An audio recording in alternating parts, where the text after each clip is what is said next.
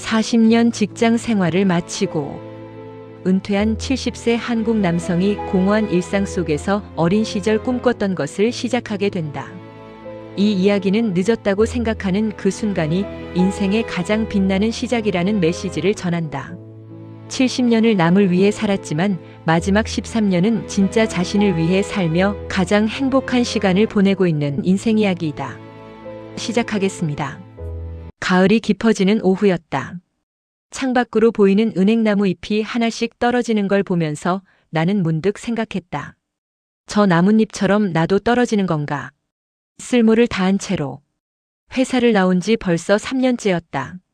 정확히는 3년 하고도 2달. 40년을 한 길만 걸어온 사람이 어느 날 갑자기 걸을 곳이 사라지면 어떻게 되는지 나는 그제야 알았다. 아침에 눈을 뜨면 할 일이 없다. 텔레비전을 켜도 재미가 없다.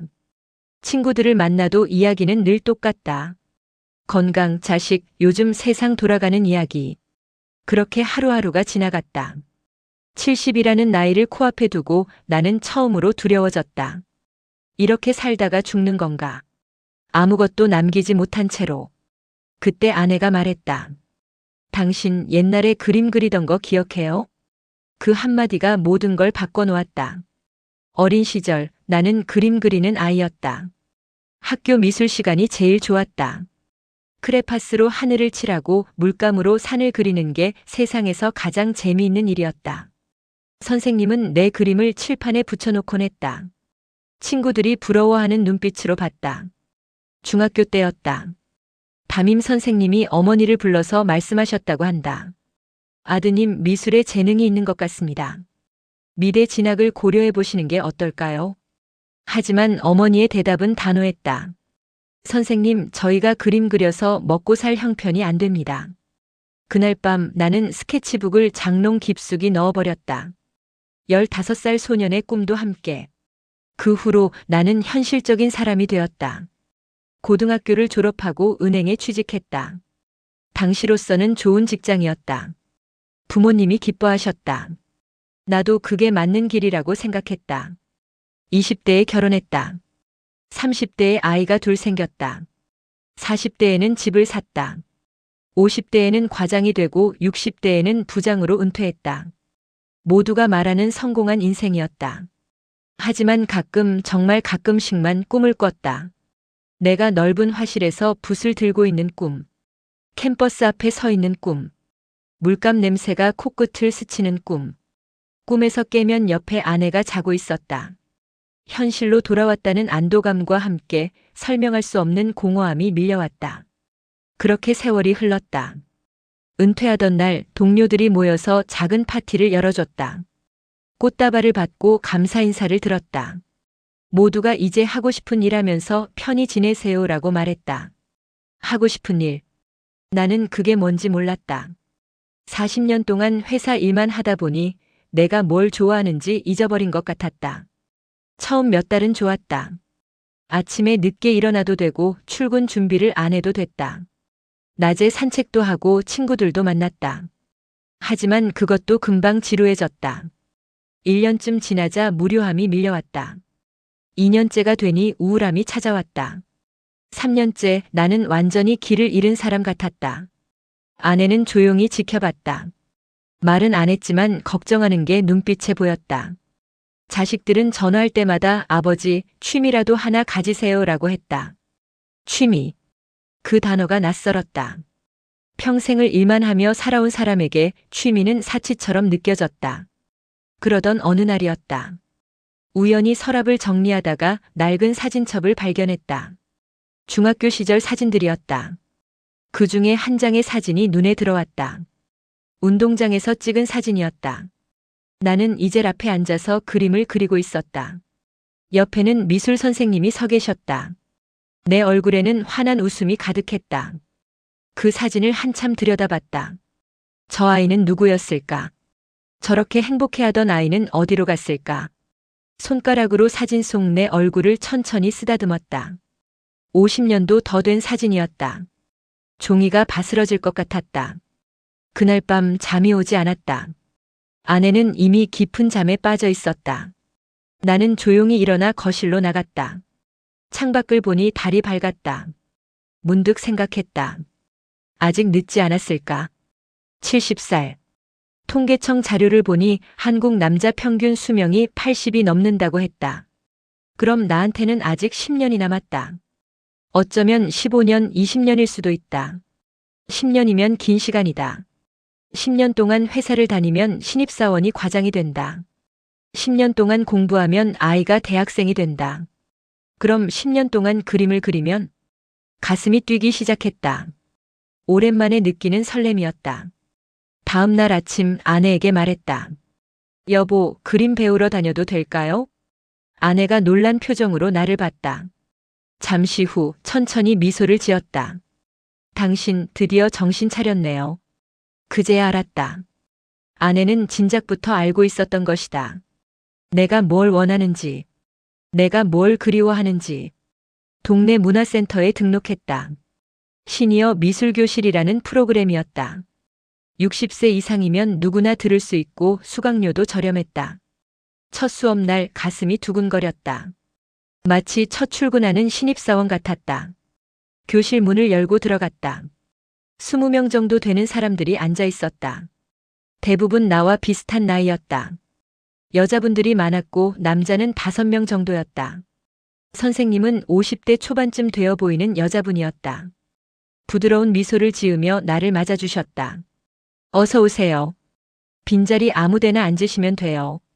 나는 뒤쪽 구석자리에 앉았다. 옆에 앉은 분이 말을 걸어왔다. 처음 오시나 봐요? 네, 오늘 첫날입니다. 저도 작년에 시작했어요. 재미있어요.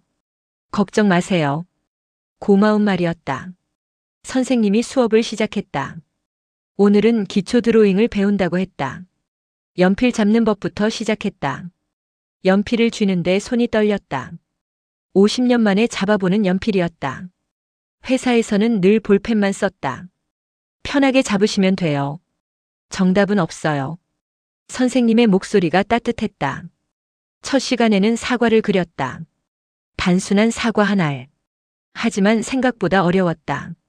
동그라미를 그리는 것도 명암을 표현하는 것도 쉽지 않았다. 1시간을 그렸는데 결과물은 형편없었다. 어린아이가 그린 것 같았다. 실망스러웠다. 어린 시절에는 잘 그렸던 것 같은데. 하지만 선생님은 칭찬해 주셨다. 처음 치고 잘하셨어요. 다음 주에 또 연습하면 더 나아질 거예요. 집에 돌아와서 아내에게 그림을 보여줬다. 아내가 웃으며 말했다. 우리 손자가 그린 것 같은데요? 장난스러운 말투였지만 사실이었다. 그날 밤 잠이 잘 안 왔다. 내가 너무 늙은 건 아닐까? 이미 손이 굳어버린 건 아닐까? 하지만 다음 주가 되니 또 문화센터에 갔다. 이상하게도 포기하고 싶지 않았다. 2번째 수업, 3번째 수업. 조금씩 나아지는 게 느껴졌다. 선이 조금 더 부드러워졌다. 명암이 조금 더 자연스러워지다. 한 달쯤 지나자 재미가 붙었다. 수업이 없는 날에도 집에서 연습했다. 식탁 위에 과일을 놓고 그렸다. 창밖 풍경을 그렸다. 아내의 얼굴을 그렸다. 아내는 처음에는 쑥스러워하다가 나중에는 모델이 되어주기도 했다. 당신 요즘 표정이 밝아졌어요. 아내의 말에 거울을 봤다. 정말 그랬다. 눈빛이 살아있었다. 석 달쯤 지나니 다른 수강생들과도 친해졌다. 최 선생님은 은퇴한 교사셨다. 평생 아이들을 가르치다가 은퇴 후 그림을 시작하셨다고 했다. 박 여사님은 75세셨다. 남편을 먼저 보내고 혼자 사시면서 우울증이 왔는데 그림을 그리면서 많이 좋아지셨다고 했다. 김 선생님은 60대 후반이셨다. 젊었을 때 사업을 하셨는데 실패하고 20년 동안 택시를 운전하셨다고 했다. 은퇴하고 뭘 할까 고민하다가 그림을 선택하셨다고. 다들 비슷했다. 인생의 대부분을 다른 일에 쓰고 노년에 와서야 자신을 위한 시간을 가지게 된 사람들. 우리는 수업이 끝나면 근처 카페에 모여서 이야기를 나눴다. 그림 이야기도 하고 인생 이야기도 했다. 나는 말이야 젊었을 때 화가가 되고 싶었어. 근데 부모님이 반대하셔서 못했지. 최 선생님의 말에 모두가 고개를 끄덕였다. 나도 그래. 어렸을 때는 꿈이 많았는데 먹고 살기 바빠서 다 잊어버렸어. 김 선생님의 말에 또 고개가 끄덕여졌다. 우리는 같은 세대였다. 전쟁 후에 태어나서 가난과 싸우며 자랐고 가족을 먹여 살리느라 자신을 돌볼 여유가 없었던 세대. 하지만 이제는 달랐다. 이제는 우리를 위한 시간이었다. 반년쯤 지나니 실력이 눈에 띄게 늘었다. 처음 그렸던 사과 그림을 다시 그려봤다. 비교할 수 없을 정도로 좋아졌다. 입체감도 있고 명암도 자연스러웠다. 선생님이 말씀하셨다. 이제 수채화를 배워볼까요? 새로운 도전이었다. 물감을 사러 화방에 갔다. 50년 만에 들어가 보는 화방이었다. 물감 냄새, 캠퍼스 냄새, 붓 냄새. 모든 게 낯설으면서도 그리웠다. 점원이 친절하게 설명해줬다. 어떤 물감이 좋은지, 어떤 붓을 써야 하는지. 물감과 붓을 사서 집에 왔다. 마치 보물을 손에 쥔 것 같았다. 첫 수채화 수업. 물감을 물에 풀어서 종이에 바르는 순간 전율이 느껴졌다. 물감이 번지는 모습이 너무 아름다웠다. 하지만 조절하기가 어려웠다. 물을 너무 많이 쓰면 번지고 적게 쓰면 뻑뻑했다. 몇 번이고 실패했다. 종이를 찢어버리고 싶었다. 하지만 포기하지 않았다. 집에서도 연습하고 또 연습했다. 한 달, 두 달, 석 달. 조금씩 나아졌다. 1년쯤 지나니 제법 볼만한 그림이 나왔다. 풍경화를 그렸다. 동네 뒷산을 그렸는데 선생님이 칭찬해 주셨다. 색감이 참 좋아요. 감성이 느껴져요. 그 말에 기분이 좋아서 하루 종일 웃었다. 2년째가 되자 실력이 확실히 달라졌다. 문화센터에서 작은 전시회를 열었다. 수강생들의 작품을 모아서 복도에 걸었다. 내 그림도 3점 걸렸다.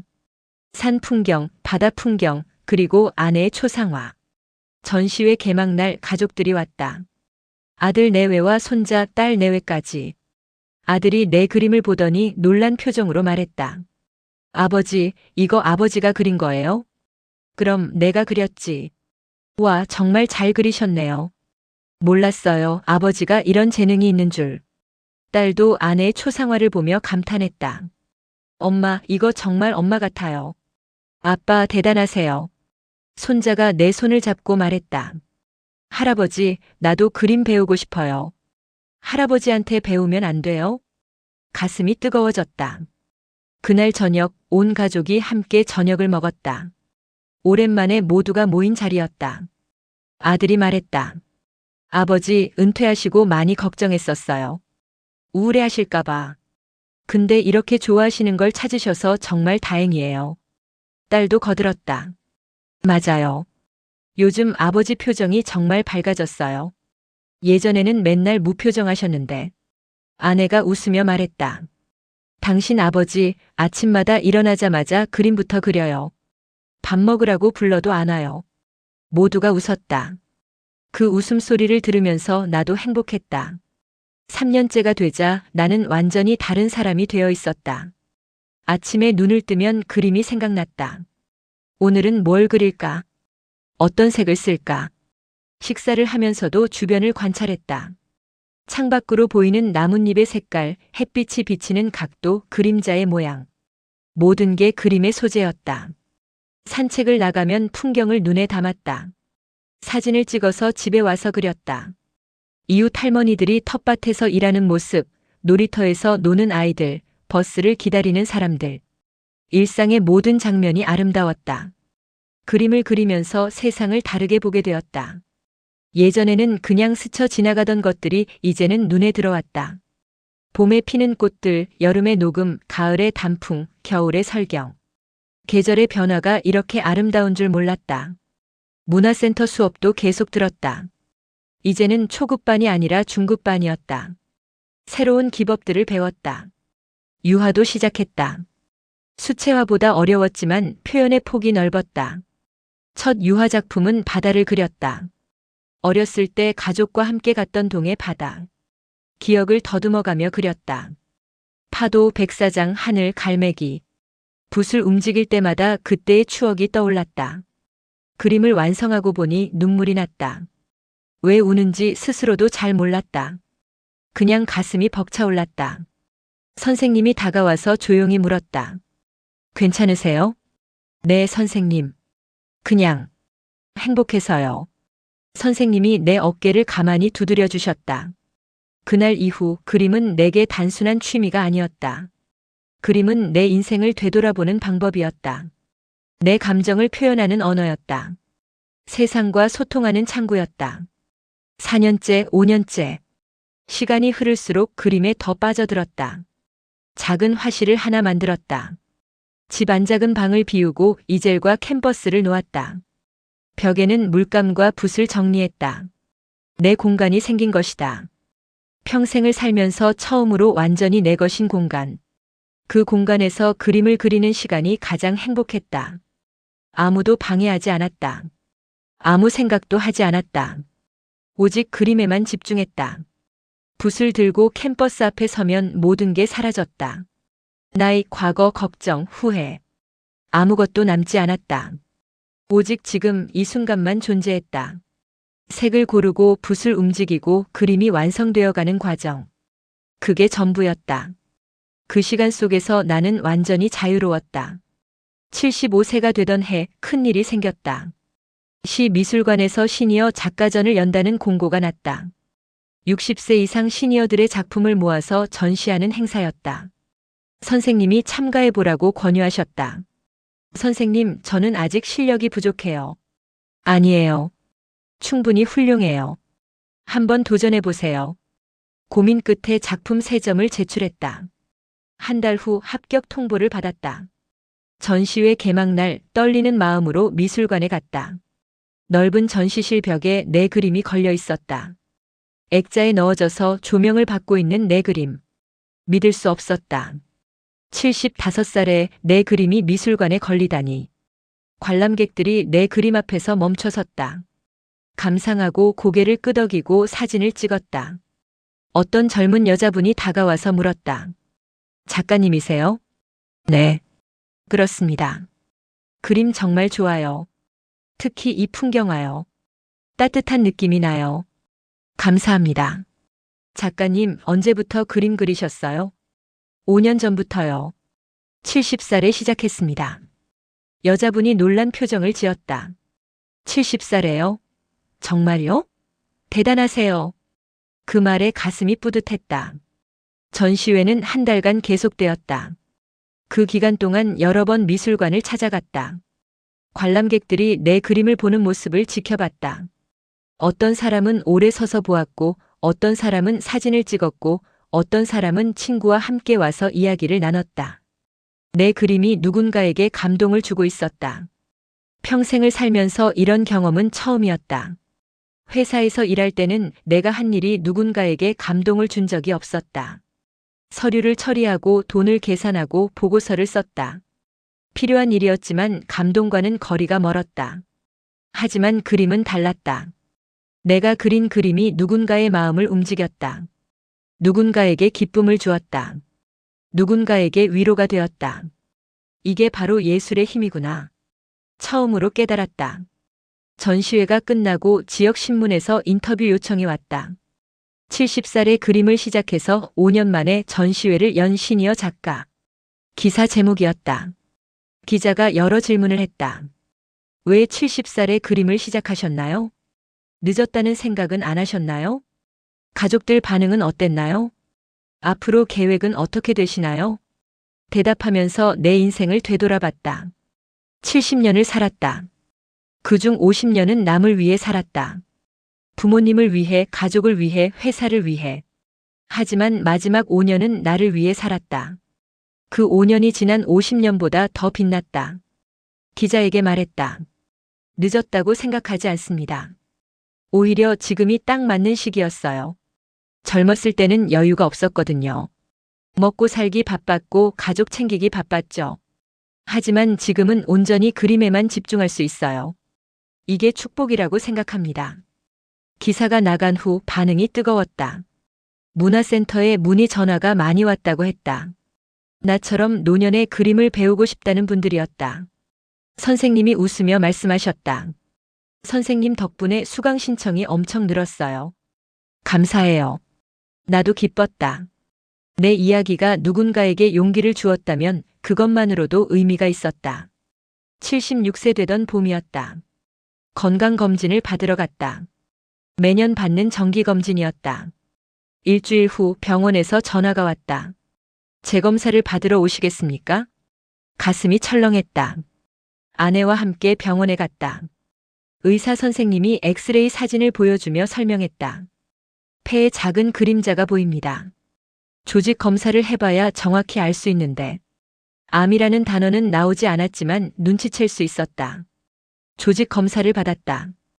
결과가 나오기까지 일주일이 걸렸다. 그 일주일이 1년 같았다. 밤에 잠을 이루기 힘들었다.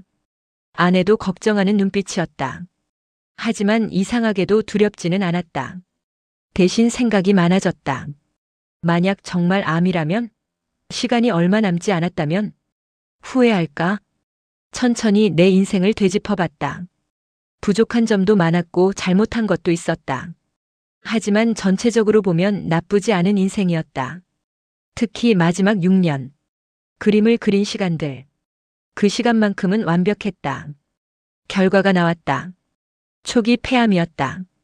다행히 아주 초기여서 수술하면 완치 가능성이 높다고 했다. 빨리 발견해서 정말 다행입니다. 6개월만 늦었어도 위험했을 겁니다. 의사 선생님의 말이었다. 수술 날짜를 잡았다. 한 달 후였다. 집에 돌아와서 아내와 마주 앉았다. 괜찮을 거예요. 아내가 내 손을 꼭 잡았다. 알아요. 걱정 마세요.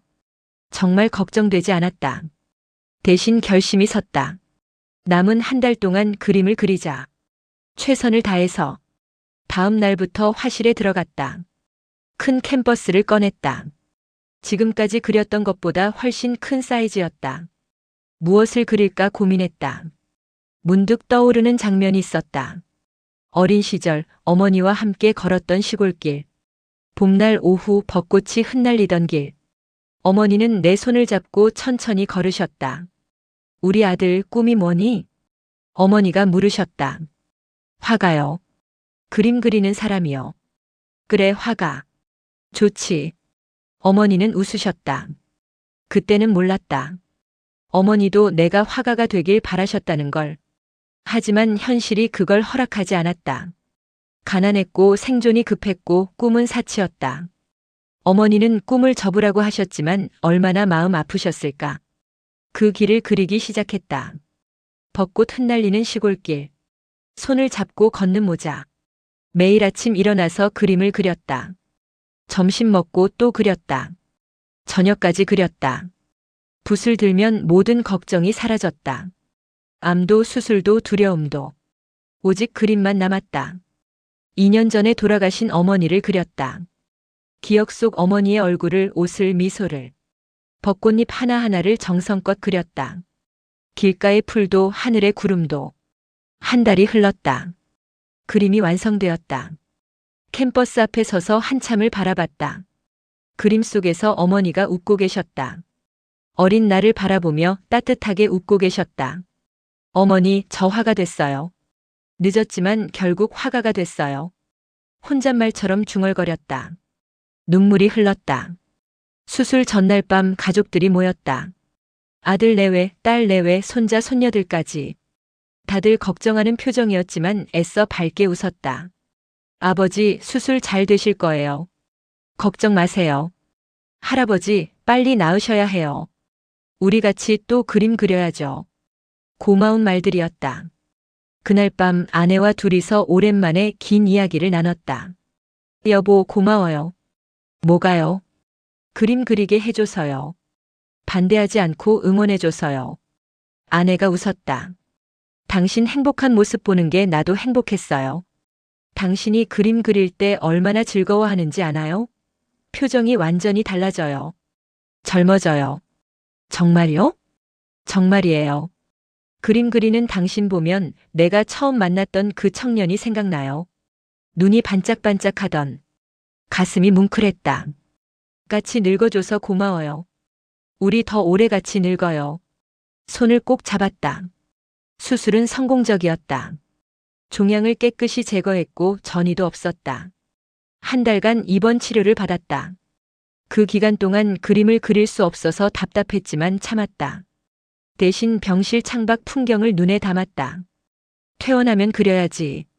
퇴원 후 석 달간 회복기를 가졌다. 천천히 체력을 회복하면서 짧은 시간씩 그림을 그렸다.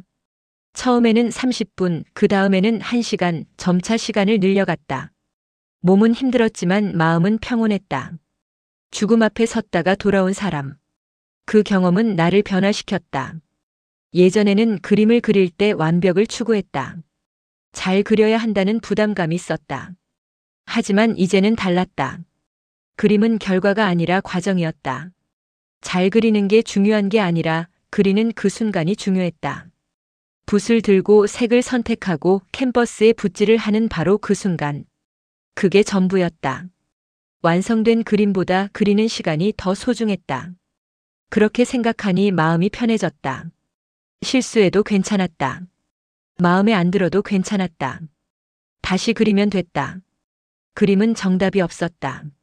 내 마음을 표현하면 그게 정답이었다. 77세가 되던 해 완전히 회복했다. 의사 선생님도 놀라워했다. 이 나이에 이렇게 빨리 회복하시다니. 정신력이 대단하신 것 같아요. 비결이 뭐냐고 물으시길래 솔직히 대답했다. 그림 때문인 것 같아요. 빨리 낫고 싶었어요. 그림 그리고 싶어서요. 선생님이 웃으며 말씀하셨다. 그럼 계속 그림 그리세요. 그게 최고의 치료제네요. 건강을 되찾고 나니 그림에 대한 열정이 더 뜨거워졌다. 시간이 유한하다는 걸 깨달았기 때문이었다. 언제 무슨 일이 생길지 모른다. 건강이 언제까지 유지될지 모른다. 그렇다면 지금 이 순간을 최선을 다해 살아야 했다. 매일 아침 일찍 일어나서 그림을 그렸다. 새벽 5시면 눈이 떠졌다. 커피 한 잔을 마시고 화실로 들어갔다. 동이 트는 모습을 보면서 붓을 들었다. 아침 햇살이 캔버스를 비추면 색이 달라 보였다. 같은 그림도 시간대에 따라 다른 느낌이었다. 그림의 주제도 변했다. 예전에는 풍경화를 주로 그렸다면 이제는 사람을 그렸다. 내가 만난 사람들, 내가 사랑한 사람들. 돌아가신 부모님, 형제들, 오랜 친구들. 기억 속에서 그들을 불러내어 캔버스에 담았다. 특히 아버지를 많이 그렸다. 아버지는 과묵한 분이셨다. 사랑한다는 말씀을 한 번도 하지 않으셨다. 하지만 지금 생각해보면 아버지의 사랑은 말이 아니라 행동이었다. 새벽부터 밤늦게까지 일하시던 모습. 자식들 학비 마련하시느라 술도 담배도 끊으신 모습. 아프셔도 병원 안 가시고 참으시던 모습. 그게 다 사랑이었다. 아버지를 그리면서 비로소 아버지를 이해하게 되었다. 나도 아버지처럼 살았구나. 말없이 가족을 위해 희생했구나. 그림을 완성하고 한참을 바라봤다. 아버지, 이제 알았어요. 아버지가 얼마나 힘드셨는지. 고생 많으셨어요. 그림에 대고 인사를 드렸다. 문화센터 수업도 계속 들었다. 이제는 선배 수강생이 되어 있었다. 7년째였으니까. 새로 오시는 분들에게 조언을 해주기도 했다. 처음에는 다 어려워요. 저도 그랬어요. 근데 포기하지 않고 계속하면 늘어요. 천천히요. 비교하지 마세요. 남이랑 비교하면 재미없어요. 어제의 나랑 비교하세요. 어제보다 나아졌으면 성공이에요. 나이 드신 분들이 특히 어려워하는 게 자신감 부족이었다. 이 나이에 무슨 그림이냐고 하시는 분들이 많았다. 그럴 때마다 내 이야기를 들려줬다. 저도 70에 시작했어요. 처음에는 정말 못 그렸어요. 근데 지금은 전시회도 하고 신문에도 나왔어요. 나이는 중요하지 않아요. 시작하는 게 중요해요. 내 말에 용기를 얻으시는 분들이 있었다. 그게 참 뿌듯했다. 78세 되던 해 또 다른 기회가 왔다. 시니어 미술 공모전이 열렸다. 전국 단위 큰 공모전이었다. 선생님이 참가를 권유하셨다. 고민 끝에 작품을 출품했다. 어머니와 함께 걸었던 벚꽃길 그림을. 석 달 후 결과 발표가 있었다. 입선. 1등도 2등도 아니었지만 입선도 대단한 거라고 했다. 수백 점 중에서 뽑힌 거라고. 시상식에 갔다. 큰 홀에 많은 사람이 모였다. 대부분 나와 비슷한 나이의 시니어들이었다. 상을 받고 무대에 섰다. 사람들이 박수를 쳐줬다. 그 순간 눈물이 날 뻔했다. 78년을 살았다. 그동안 받은 상이 별로 없었다. 회사에서 근속 포상 같은 건 받았지만 진짜 내 능력을 인정받은 건 처음이었다. 그것도 내가 가장 사랑하는 일로. 시상식 후 다과회가 있었다. 다른 입상자들과 이야기를 나눴다. 한 할머니는 80살에 그림을 시작하셨다고 했다. 남편을 여의고 너무 외로워서 시작하셨는데 이제는 그림이 삶의 이유가 되었다고. 한 할아버지는 파킨슨병을 앓고 계셨다. 손이 떨려서 그림 그리기 힘든데도 포기하지 않고 계속하신다고. 그림이 치료가 된다고. 다들 사연이 있었다. 힘든 노년을 견디는 방법으로 그림을 선택한 사람들. 그림은 단순한 취미가 아니었다. 삶을 이어가는 힘이었다. 우리는 서로를 응원했다. 다음 공모전에서 또 봐요. 네, 꼭 다시 만나요. 악수를 나누며 헤어졌다. 돌아오는 길 아내가 말했다. 당신 요즘 정말 행복해 보여요. 맞아요. 행복해요. 뭐가 그렇게 행복해요? 잠시 생각했다. 내가 뭔가를 만들어낸다는 게요. 아무것도 아닌 캔버스에 색을 칠해서 의미 있는 작품을 만든다는 게요. 창조하는 기쁨이랄까요. 그거 하나 때문에? 그거 하나만으로도 충분해요. 아내가 웃었다. 그럼 됐네요. 집에 와서 수상작을 거실에 걸었다. 가족들이 보러 왔다. 손자가 그림을 보더니 말했다. 할아버지, 이 그림 속 할머니가 증조 할머니예요? 응, 그래. 진짜 예쁘다. 할아버지, 증조 할머니 많이 보고 싶으시죠? 응, 많이 보고 싶지. 그럼 그림으로 만나시는 거예요? 아이의 순수한 질문에 가슴이 뭉클했다. 그래, 맞아. 그림으로 만나는 거야. 손자가 내 손을 잡았다. 할아버지, 저도 나중에 할아버지 그림 그릴래요. 할아버지 보고 싶을 때요. 눈물이 날 것 같았다. 그래, 그렇게 해. 할아버지도 너 그림 많이 그려놓을게. 그날 밤 손자의 얼굴을 스케치했다. 잠자는 모습을 조용히 들여다보고 기억에 의지해서 그렸다. 둥근 얼굴, 긴 속눈썹, 작은 코. 그림을 완성하고 보니 어린 시절 아들의 얼굴과 닮았다. 세대는 이어지고 사랑도 이어진다. 내가 부모님을 그리듯 손자도 언젠가 나를 그릴 것이다. 그림은 기억을 담는 그릇이구나. 사라지는 것들을 붙잡아두는 방법이구나. 깨달았다. 79세가 되면서 새로운 생각이 들었다. 이제는 받기만 할 게 아니라 나눠야겠다고. 그동안 그림을 통해 많은 것을 얻었다. 기쁨, 위로, 의미, 사랑. 이제는 내가 누군가에게 그걸 줄 차례였다. 문화센터 선생님께 말씀드렸다. 선생님, 제가 봉사활동을 하고 싶은데요. 그림 가르치는 봉사요. 선생님이 흔쾌히 도와주셨다. 지역 노인복지관과 연결해 주셨다. 복지관에서는 환영했다. 어르신들이 그림 프로그램을 원하셨는데 마침 잘 됐네요. 일주일에 한 번 복지관에서 그림을 가르치기 시작했다. 수강생은 10명 정도였다. 70대부터 80대까지. 대부분 그림을 한 번도 그려본 적 없는 분들이었다. 첫 수업날 떨렸다. 나는 배우기만 했지 가르쳐 본 적이 없었다. 하지만 내가 배웠던 것들을 그대로 전해드렸다.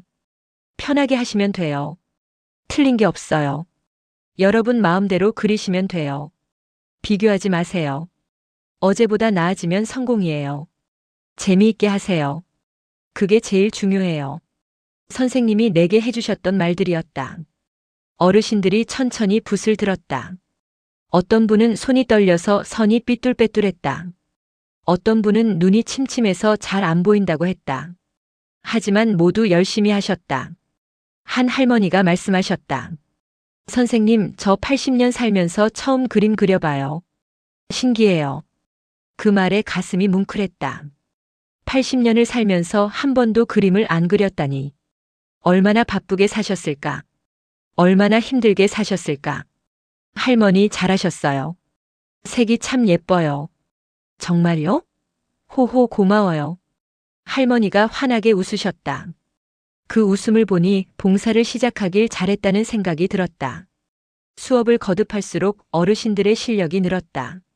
처음에는 선 하나 긋기 힘들어하시던 분들이 이제는 꽃을 그리고 풍경을 그렸다. 더 중요한 건 표정이 밝아졌다는 것이었다. 요즘 그림 그리는 날만 기다려져요. 집에서도 연습해요. 손주들이 신기해해요. 이렇게 재미있는 게 있는 줄 몰랐어요. 어르신들의 말씀에 보람을 느꼈다. 반년쯤 지나자 복지관에서 작은 전시회를 열었다. 수강생들의 작품을 복지관 복도에 걸었다. 개막식 날 어르신들이 가족들과 함께 오셨다. 자식들, 손자들이 와서 그림을 보며 칭찬했다. 엄마, 이거 엄마가 그린 거예요? 대단해요. 할머니, 진짜 잘 그리셨다. 우리 할머니 천재 아니에요? 어르신들이 수줍게 웃으셨다. 하지만 그 미소가 얼마나 자랑스러운지 보였다. 한 할아버지가 내게 다가오셨다. 선생님 감사합니다. 저 같은 늙은이한테 이런 기쁨을 주셔서요. 아니에요. 제가 더 감사하죠. 저도 배워요, 어르신들한테. 뭘 배우신다는 거예요? 어떻게 살아야 하는지요. 나이가 들어도 새로운 걸 시작할 수 있다는 것, 배움에는 끝이 없다는 것. 그런 걸 배워요. 할아버지가 내 손을 꼭 잡으셨다. 계속 가르쳐 주세요. 우리 같은 늙은이들 버리지 마시고요. 물론이죠. 제가 더 하고 싶어요.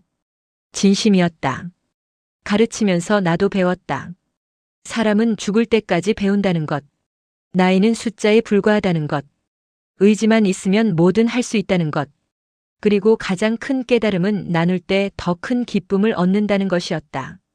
혼자 그림 그릴 때도 행복했지만 함께 그릴 때 더 행복했다. 내 그림이 인정받을 때도 기뻤지만 제자들의 그림이 인정받을 때 더 기뻤다. 이게 바로 어른이 되는 것이구나. 받는 것보다 주는 것에서 기쁨을 찾는 것. 80년을 살아서야 깨달았다. 복지관 외에도 다른 곳에서도 봉사를 시작했다. 지역 아동센터에서 아이들에게 그림을 가르쳤다. 처음에는 걱정했다. 나이 차이가 너무 크니까. 아이들이 따를까? 하지만 기우였다. 아이들은 내가 할아버지 나이라는 걸 전혀 개의치 않았다. 그냥 그림 선생님으로만 봤다. 할아버지 선생님, 이거 이렇게 그리는 거 맞아요? 선생님, 저 그림 봐주세요. 선생님, 다음 주에는 뭐 그려요? 아이들의 순수한 눈빛을 보면 힘이 났다. 아이들은 노인들과 달랐다. 자신감이 넘쳤다. 거침이 없었다. 실수를 두려워하지 않았다. 시키지 않아도 마음껏 그렸다. 빨간 하늘을 그리고 보라색 나무를 그렸다. 왜 하늘이 빨개? 물으면 대답했다. 제 마음에는 하늘이 빨간 것 같아요. 그 말에 웃음이 났다. 맞다. 그림은 자유다. 내 마음대로 그리는 거다. 어른이 되면서 잊어버렸던 것을 아이들이 일깨워줬다. 정답은 없다. 규칙도 없다. 마음 가는 대로 그리면 된다. 아이들에게 그림을 가르치면서 오히려 내가 더 많이 배웠다. 봉사를 3년쯤 하니 소문이 났다. 지역 신문에 또 실렸다. 70에 그림 시작해 80에 가르치는 시니어 작가. 인터뷰에서 물었다. 왜 봉사를 하시나요? 나눠야죠. 받기만 하면 안 되니까요. 힘들지 않으세요? 전혀요. 오히려 힘이 나요. 사람들 표정 보면요. 언제까지 하실 계획이세요? 몸이 허락하는 한계 속이요. 죽을 때까지요. 마지막 대답을 하면서 진심으로 그렇게 생각했다. 그림은 이제 내 인생 그 자체였다. 그림 없는 삶은 상상할 수 없었다. 80세가 되었다. 주변에서는 축하해줬지만 나는 담담했다. 숫자일 뿐이었다. 70이든 80이든 지금의 나는 똑같았다. 여전히 아침에 일어나면 그림을 그렸다. 여전히 문화센터에 다녔다. 여전히 봉사활동을 했다. 다만 몸이 예전 같지 않다는 걸 느꼈다. 오래 서 있으면 허리가 아팠다. 세밀한 작업을 하면 눈이 침침했다. 손도 가끔 떨렸다. 하지만 그림을 멈추지 않았다. 방법을 바꿨다. 서서 그리기 힘들면 앉아서 그렸다. 세밀한 그림이 힘들면 큰 붓으로 대담하게 그렸다. 손이 떨리면 그 떨림도 그림의 일부로 만들었다. 나이를 받아들였다. 젊었을 때처럼 할 수 없다는 걸 인정했다. 하지만 지금의 나만이 할 수 있는 그림이 있다는 것도 알았다. 80년을 산 사람의 그림. 그 안에는 세월이 담겼다. 경험이 담겼다. 깨달음이 담겼다. 젊은 사람은 그릴 수 없는 그림이었다. 그해 가을 개인전 제의를 받았다. 작은 갤러리였지만 내 그림만으로 전시회를 연다는 게 꿈만 같았다. 10년 전에는 상상도 못했던 일이었다. 70의 붓을 들고 80의 개인전을 열다니. 준비 기간이 석 달이었다. 그동안 그렸던 작품들을 정리하고 새 작품도 몇 점 그렸다. 전시 주제는 인생, 그 긴 여행으로 정했다. 내 80년 인생을 그림으로 풀어내기로 했다. 어린 시절, 청년 시절, 중년 그리고 노년. 각 시기를 대표하는 그림을 골랐다. 어머니와 걸었던 벚꽃길 마이너스 어린 시절. 첫 출근하던 날의 긴장감 마이너스 청년 시절. 가족과 함께했던 여름휴가 마이너스 중년. 화실에서 그림 그리는 나 마이너스 노년. 총 30점의 작품을 준비했다. 전시회 개막 일주일 전 갤러리를 방문했다. 내 그림들이 벽에 걸려 있었다. 조명을 받은 그림들이 빛났다.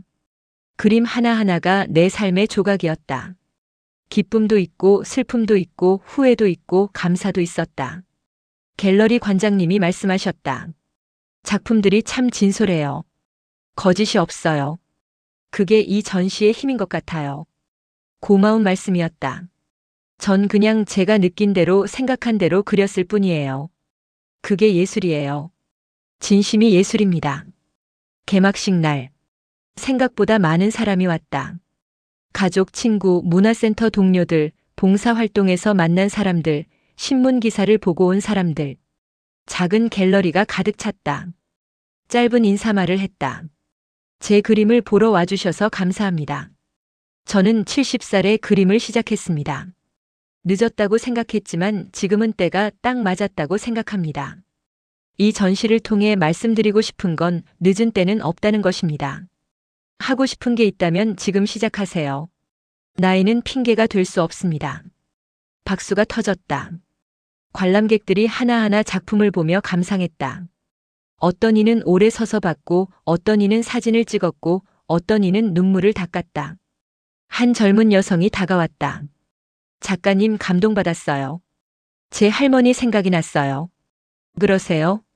네, 우리 할머니도 뭔가 하고 싶은 게 있으셨는데 못하셨거든요. 작가님 그림 보니까 할머니한테 권해드리고 싶어요.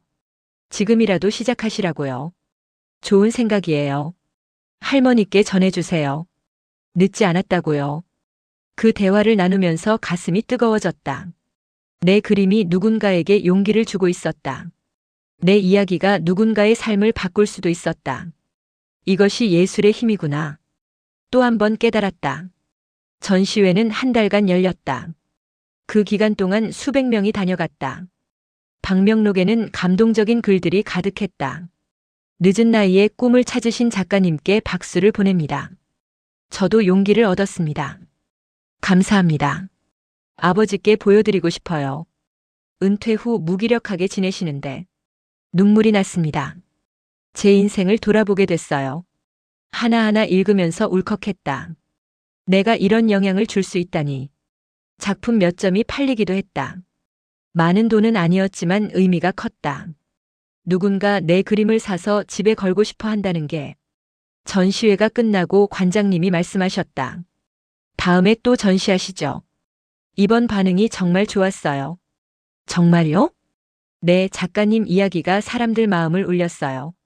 계속 그림 그리세요. 약속했다. 네, 계속 그릴게요. 81세. 아침에 눈을 뜨면 감사했다.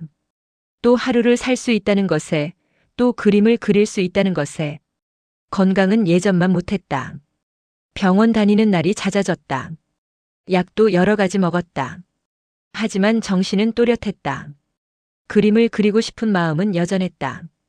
어느 날 손자가 찾아왔다. 이제 대학생이 된 손자였다. 할아버지, 제가 학교 과제로 할아버지 인터뷰를 하고 싶어요. 무슨 과제인데? 삶의 지혜를 가진 어른 인터뷰하기예요. 할아버지가 딱이잖아요. 웃음이 났다. 할아버지가 지혜롭다고. 당연하죠. 할아버지는 제 롤모델이에요. 가슴이 뭉클했다. 인터뷰를 시작했다. 손자가 질문을 했다. 할아버지, 인생에서 가장 후회되는 게 뭐예요? 잠시 생각했다. 후회. 그림을 더 일찍 시작하지 못한 건? 그것뿐이에요. 아니, 사실 그것도 후회는 아니야. 70에 시작했기 때문에 더 간절했고 더 열심히 했거든. 만약 젊었을 때 시작했으면 진지하게 안 했을지도 몰라. 그럼 진짜 후회는 뭐예요? 깊이 생각했다. 젊었을 때 가족들과 더 많은 시간을 보내지 못한 것. 너희 아빠가 어렸을 때 할아버지는 일만 했거든. 주말에도 출근하고 야근하고. 아빠랑 같이 놀아준 기억이 별로 없어. 손자가 고개를 끄덕였다. 아빠도 그 말씀하셨어요. 할아버지가 바쁘셔서 많이 못 봤다고. 미안한 마음이 들었다. 미안하구나. 너희 아빠한테. 괜찮아요, 할아버지. 아빠는 이해하세요. 그 시대는 다들 그렇게 사셨다고. 고맙구나. 다음 질문이 왔다. 할아버지, 인생에서 가장 잘한 일은 뭐예요? 이번엔 답이 빨랐다. 그림을 시작한 것. 그리고 할머니랑 결혼한 것. 손자가 웃었다. 할머니 들으면 좋아하시겠다. 사실이야. 할머니가 없었으면 할아버지 진작 죽었을 거야. 왜요? 은퇴하고 우울해서요. 할머니가 그림 그리라고 했거든. 그게 할아버지 인생을 바꿨어. 와, 할머니 대단하시다. 그러니까. 할머니는 할아버지 은인이야. 마지막 질문이었다. 할아버지, 젊은 사람들한테 해주고 싶은 말씀 있으세요? 한참을 생각했다. 젊은이들에게 뭐라고 말해줄까? 늦었다고 생각하지 마라. 뭐든 시작할 수 있어. 나이는 핑계가 안 돼. 잠시 멈췄다가 이어갔다. 그리고 자기가 정말 좋아하는 게 뭔지 찾아봐. 돈 때문에, 남들 눈치 때문에 하는 일 말고 진짜 자기가 하고 싶은 거. 그게 뭔지 알면 인생이 달라져. 할아버지는 그림이 그거였어요? 그래. 그림이 할아버지 진짜 꿈이었어. 50년 동안 잊고 살았지만 찾아서 다행이에요. 응, 정말 다행이지. 인터뷰가 끝나고 손자가 안아줬다. 할아버지 사랑해요. 오래오래 건강하세요. 그래, 할아버지도 사랑한다. 손자를 보내고 한참을 생각했다. 내가 젊은이들에게 줄 수 있는 게 뭘까? 돈은 많지 않다. 권력도 없다. 명예도 없다. 하지만 경험은 있다. 깨달음은 있다. 80년을 산 사람의 지혜. 그걸 나누고 싶었다. 며칠 후 결심했다. 책을 쓰기로. 내 인생 이야기를, 그림 이야기를 책으로 남기기로. 아내에게 말했다. 여보, 나 책 쓰려고요. 책? 무슨 책? 내 이야기요. 70에 그림 시작한 이야기. 아내가 웃었다. 좋은 생각이에요. 쓰세요. 당신 이야기 들으면 다들 감동받을 거예요. 그럴까요? 당연하죠. 나도 감동받았는걸요. 다음 날부터 글을 쓰기 시작했다. 컴퓨터를 잘 못 다뤄서 손으로 썼다. 노트에 한 글자 한 글자. 어린 시절부터 시작했다. 그림을 좋아했던 소년, 꿈을 접어야 했던 청년, 일에 매달렸던 중년, 그리고 그림을 다시 시작한 노년. 쓰다 보니 추억이 밀려왔다. 잊고 있던 일들이 생생하게 떠올랐다. 어머니의 얼굴, 아버지의 목소리, 친구들의 웃음, 아내의 눈빛. 모든 게 그림처럼 펼쳐졌다. 글 쓰는 게 그림 그리는 것만큼이나 재미있었다. 붓으로 색을 칠하듯 펜으로 문장을 채웠다. 한 달, 두 달, 석 달. 원고가 쌓였다. 아들이 도와줬다. 손으로 쓴 원고를 컴퓨터로 옮겨줬다. 6개월 만에 초고를 완성했다. 출판사에 보냈다. 한 달 후 연락이 왔다. 출판하고 싶습니다. 믿을 수 없었다. 정말요? 네, 감동적인 이야기예요. 많은 사람이 읽었으면 좋겠어요. 82세의 작가가 되었다. 책 제목은 70에 시작한 꿈으로 정했다. 표지는 내가 그린 그림으로 했다. 벚꽃길 그림. 책이 나왔다. 서점에 내 책이 꽂혀 있는 걸 보니 눈물이 났다.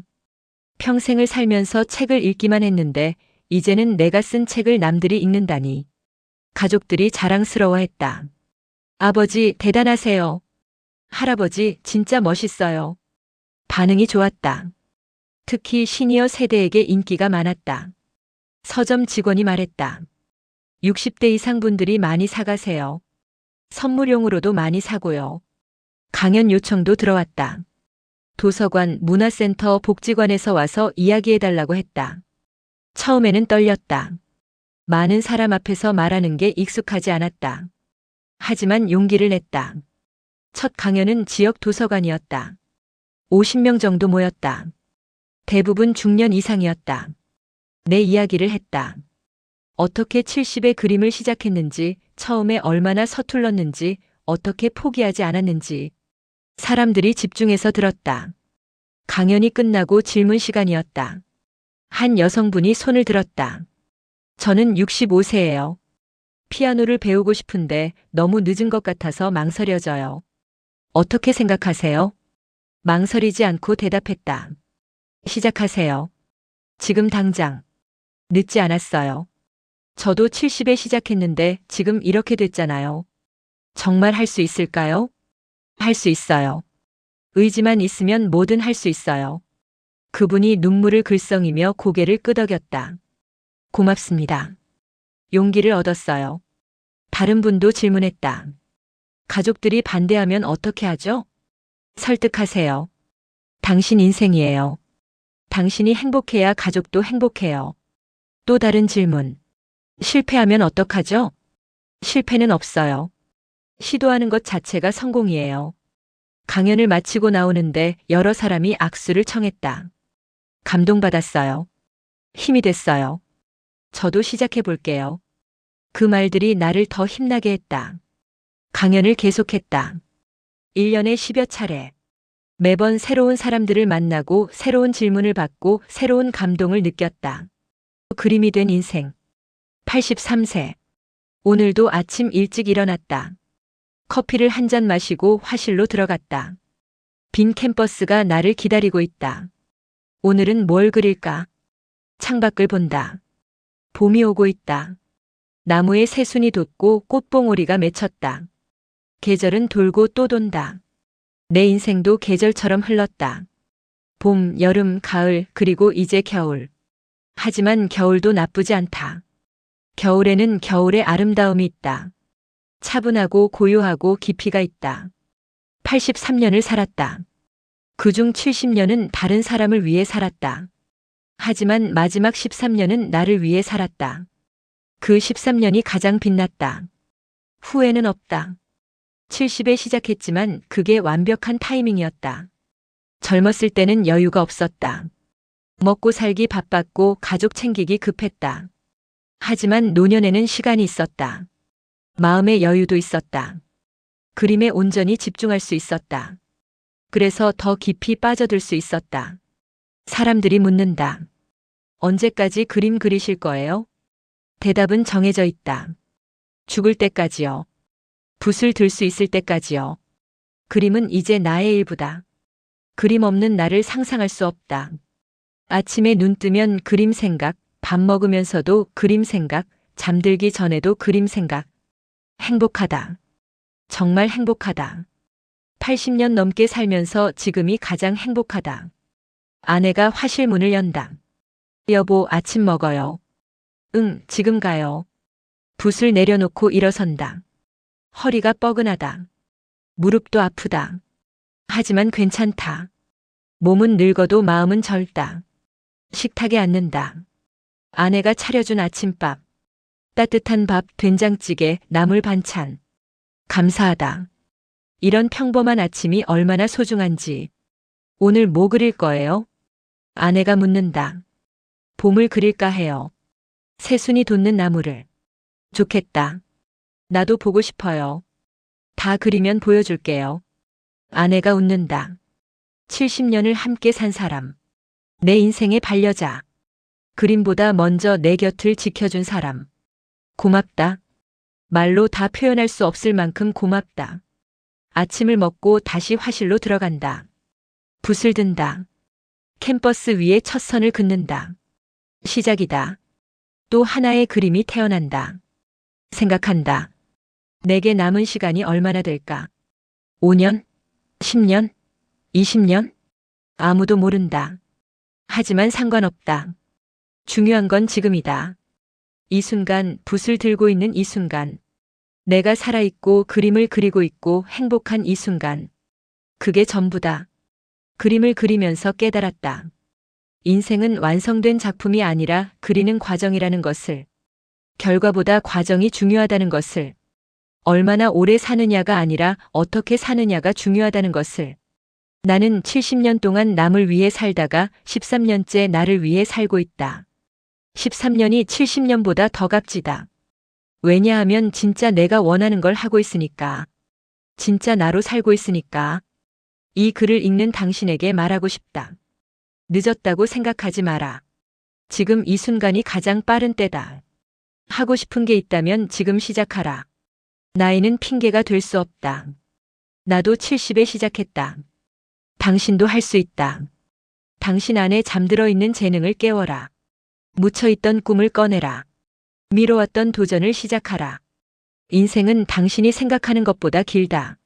남은 시간으로 충분히 새로운 인생을 살 수 있다. 나처럼. 창밖을 본다. 햇살이 따뜻하다. 새들이 지저긴다. 봄이 왔다. 내 인생의 봄도 70에 왔다. 당신의 봄은 언제 올까? 그건 당신이 정하는 거다. 지금 시작하면 지금이 당신의 봄이다. 붓을 들고 캔버스를 향한다. 오늘도 나는 그린다. 내 이야기를, 내 마음을, 내 꿈을. 그림으로. 이것이 내 인생이다. 70에 시작해서 80을 넘어 지금도 계속되는 나의 두 번째 인생. 아니, 진짜 인생. 행복하다. 정말 정말 행복하다. 당신에게 남기는 한 문장. 늦었다고 생각하는 그 순간이 당신 인생의 가장 빛나는 시작이 될 수 있습니다. 오늘 이야기가 당신의 마음에 작은 울림이 되었다면 좋아요 버튼으로 함께 나눠주세요. 그리고 구독을 눌러주시면 앞으로도 이런 따뜻한 이야기로 찾아뵙겠습니다. 감사합니다.